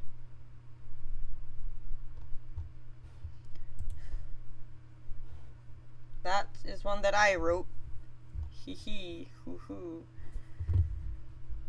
This one is a bit more... This one is related to my ongoing short story series of the Harmonia Saga. Beware the malice. Beware the infection that spreads. Beware the venom of Tiamat. Beware the insanity of Avsos. Beware the malice. The malice. The insidious darkness that corrupts, that urges the mind to command the body to harm, to kill, to maim, to inflict as much suffering as possible. Do not give in to the urges, or you have already been lost to the malice. Do not listen to its voice. Ignore it. I know it will be difficult. The malice grows and spreads. It seeps into every corner of the mind. But beware the malice, for once it tastes that first drop of blood, the malice has won.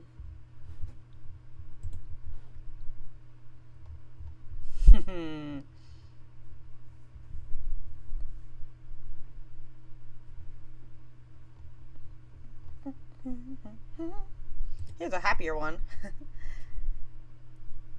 This one's titled To My Heart. I love you. Such words are not enough to describe the sheer oceanic depths of merriment, joy, and mirth I feel around you, my beloved, devoted paladin, and I your graceful warlock, drawing power from the vow we shared amongst us two. And now, you breathe life into this glacier, break down my stone cold walls, shatter my rusted chains that have long since dug deep into my very being. You have not been alone. We have not been alone. I am no longer, nor ever again, alone. Hee hee hee hee.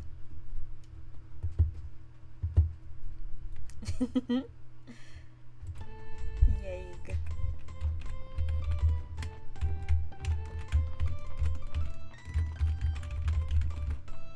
Hi, Junie. I want to get Ferdozi. Might I suggest this uncut emerald? Makes quite the statement. Focus, Baylor. I'm looking for dog treats. Oh, whoops.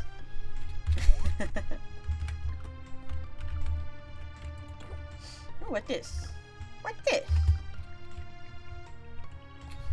Unknown stone dragon statue. This doesn't appear to be Calderus. Huh. Okay.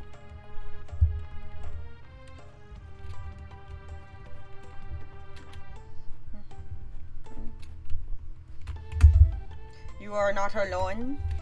Yay. I am not alone, indeed. I'm here with you. Hi. I feel like you're trolling me, but like it's chill. A little trolling here and there. It never hurt nobody. Celine, let me talk to you, Celine.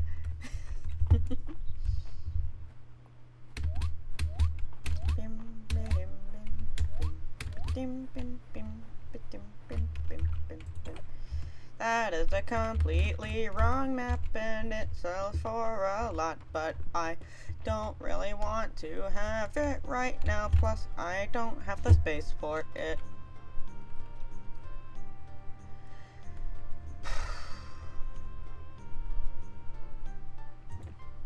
Okay, this regrows, however.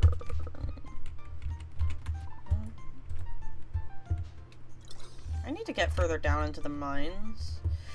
Oh shoot, and I nearly forgot I need to get more of those wild berries. I need to get more wild berries, berries. Oh, hee hee. Oh, shamona. I don't know what that means at the moment. I'm sure it means something. But right now, brain broke. Blah, blah, blah. Mine, you twit. Mine! Clear the farm. Gather berries.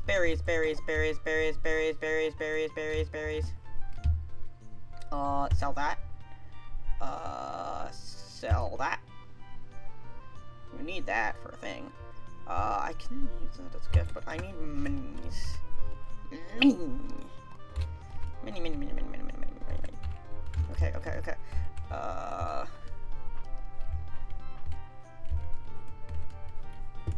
Go down into the mines. I don't need peat. Leave me alone.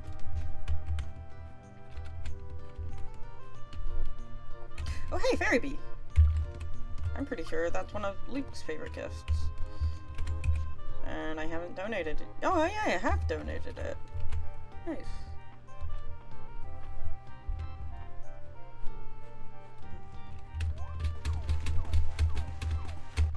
I know I'm scaring off the fish, but like this is it's a shortcut. It's a shortcut.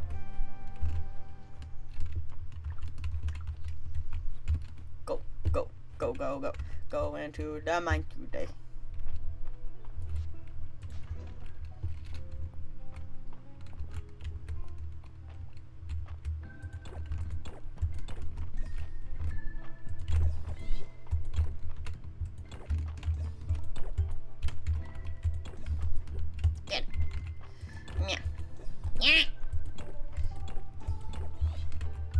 Yes.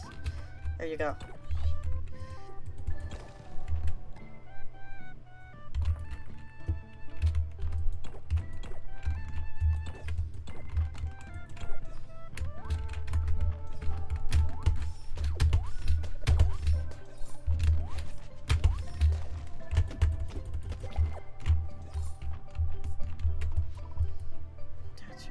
Make an offering.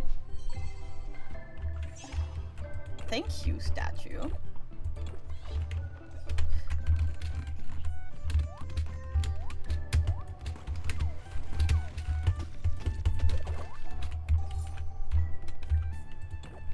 What this? Pretty sure I don't need any monster fangs right now. Give me artifact. Faceted rock gem. Pretty sure I need that later on. But I'm here for berries. Give me berries. Berries?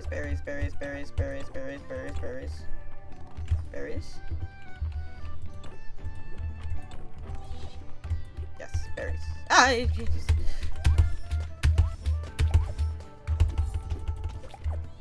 Yay, berry. Berry, berry, strawberry shortcake. If any of you remember that iteration of strawberry shortcake, then congratulations.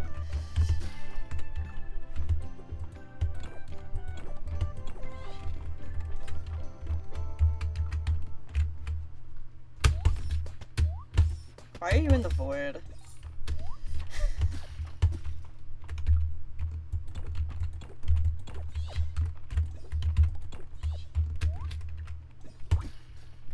Haha. Take that. I don't need any stone at the moment. I believe this run I'm trying to romance,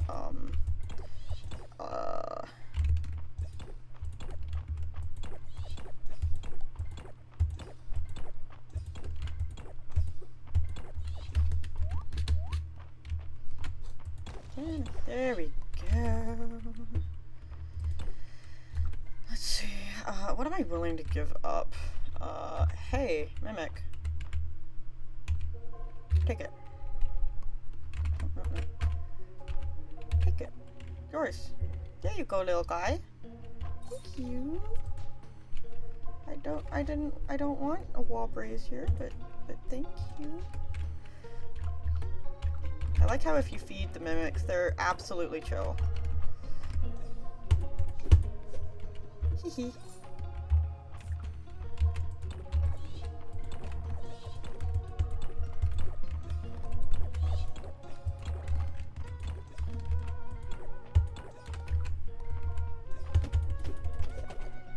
Hee.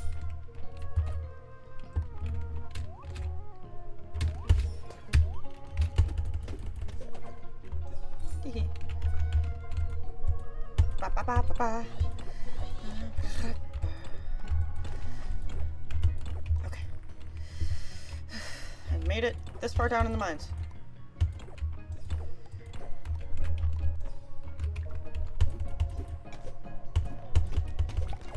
Fun! Bomb!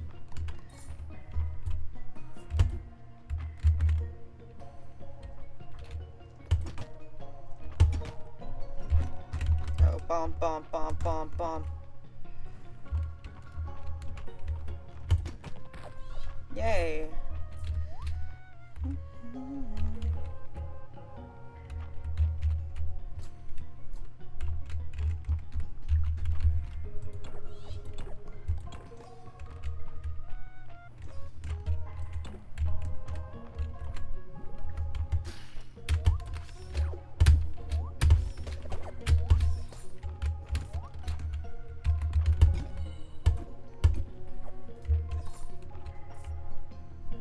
Alright.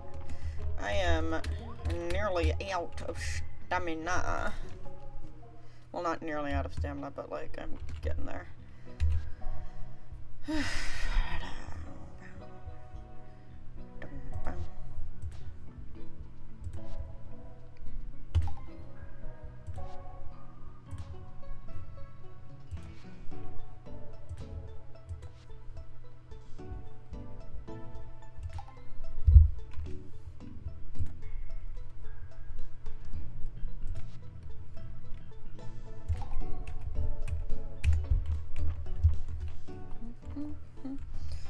Why shut up people like to make edgy poems? Why don't shitpost poems? For me, poems and writing poems are a good way for me to let out those emotions in a healthy way. I call them venting poems. If I'm feeling something that is just, it's stuck in my head or just weighing me down, I write about it. I let the words come to me and I write whatever's bugging me rather than yelling or screaming or crying. And yeah, I do a lot of the times cry when I'm in the middle of this.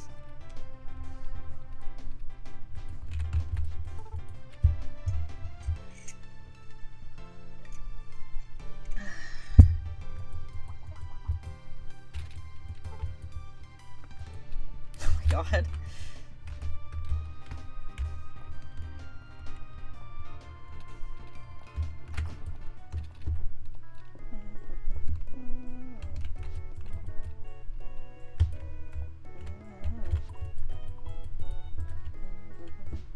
Why crying? Because sometimes those poems, I cry when I'm frustrated or overwhelmed or even just reliving bad memories. Some of those poems are personal to me. Experiences that I have lived.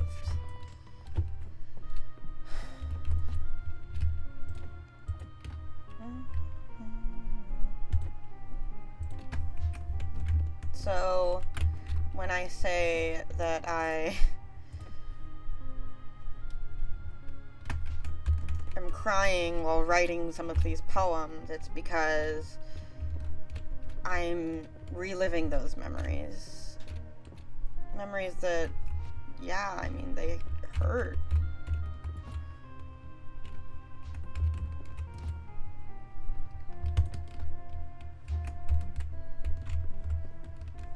They hurt to relive and experience all over again.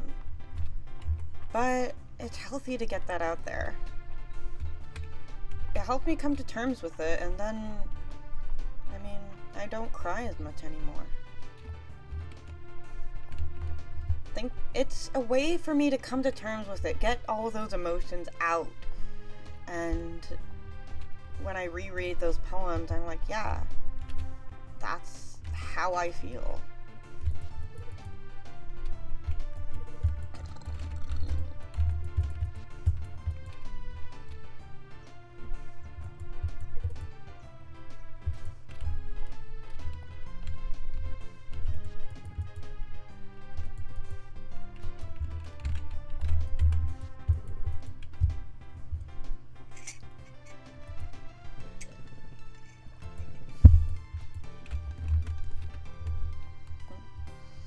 You think it's difficult processing things and giving a meaning, right? I wouldn't say it's difficult to process those emotions and give it a meaning. But for me, I have a hard time putting it into words when it comes to talking about it with other people. Like, I get frustrated and I get upset because I can't put it into words right away to other people. Especially when someone asks, why are you upset? Why are you crying? Yeah, exactly. Why are you upset? Why are you crying? I don't know some of the time. And so I start writing and I try to figure it out and work it out in my own head through metaphor and simile and all of that stuff. Hey, Junie. There you go. A crystal rose. How splendid. I'm flattered that something so lovely made you think of me. Hee. Alright, but I'm in a much better place now than I was before. You know?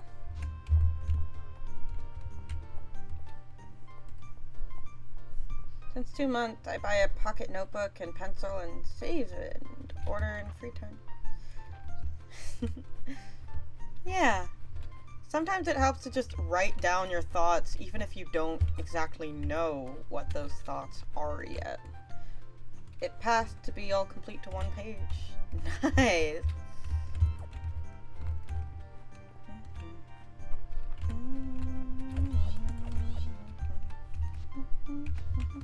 Where is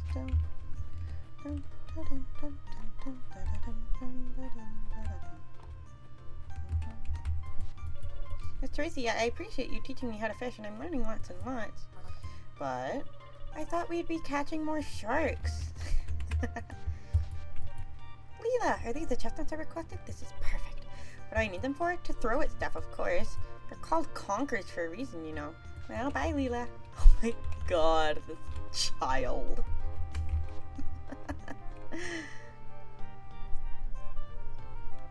Take.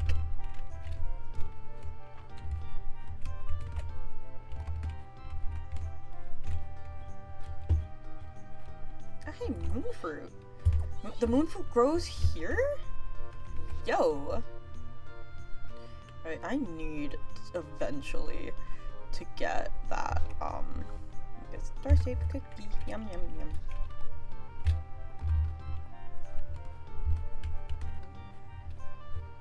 Now that notebook is full of drawings and notes from school. I was the same with my notebooks. I would just do random doodles. I would do random doodles. I would write random just little thoughts. I would also sometimes do notes and homeworks all in the same notebook.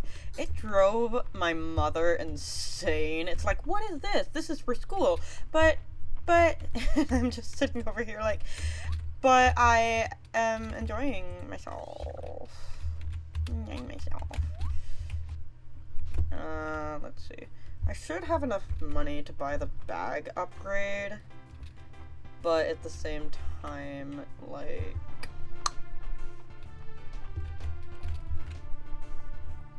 Hey, Landon. Leela, hey, you checking in on me? You're a thoughtful one. Hi. Good to see you, Leela. I had a great weekend. Finally carved out some time to do some whittling. Oh my god, hold. Enough with the puns. Howdy, neighbor.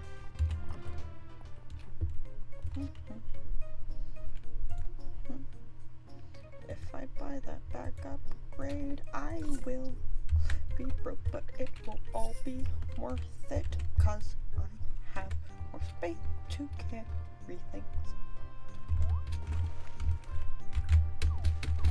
I wish you could jump down the waterfalls in this game. That would be so cool.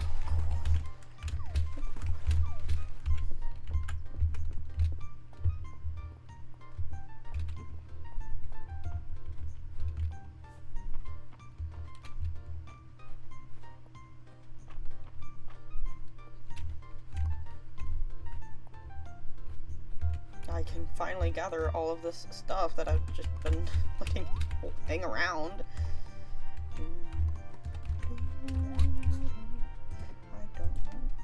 But I will take them.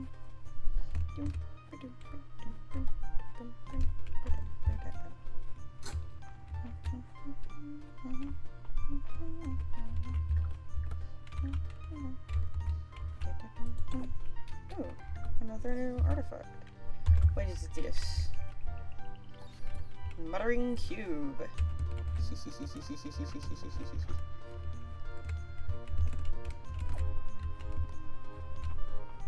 The cube, the cube, the cube, the cube, the cube, the cube, the cube, the cube.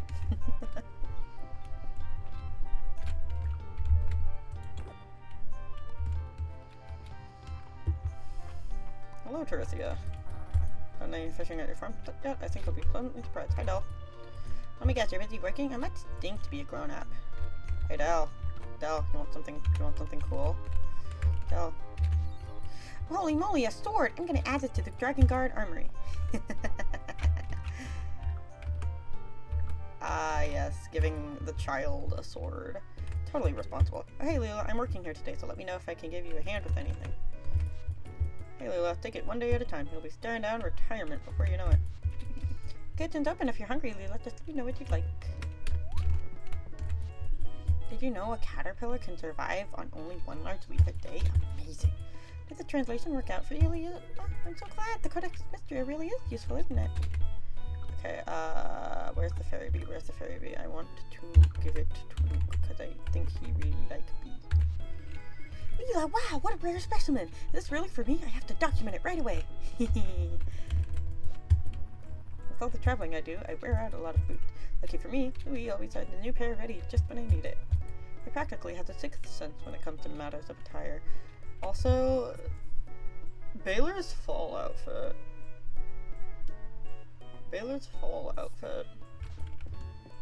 God, I have a problem. Also, where is Raina today? I haven't seen her like at all. Oh, she's up with Elsie. Hey. Hey, it's Leela. You're always so busy, Leela. Keep me motivated. Let's keep working hard for Mystery's sake. Raina! nothing like a little walk to help me clear my head. Hey, Elsie. Your mystery is most eligible, Leela. You seem to be capturing a lot of hearts around town. There's nothing quite like a little gossip to add intrigue to the day. Yes. What is that? Card with time. Okay. How do I get that recipe? Do I need to sell some time? Sell some spices? In order to get recipe? I have no clue.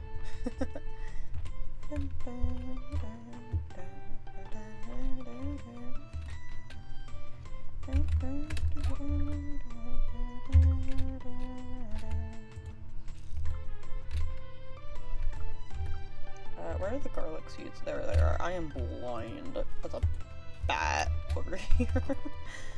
Alright, give me 1 moment. It's 10:42. Alright. I think I'm going to have to end stream here. Thank you all so much for being here with me today. Thank you. And I will see you all next time. Bye.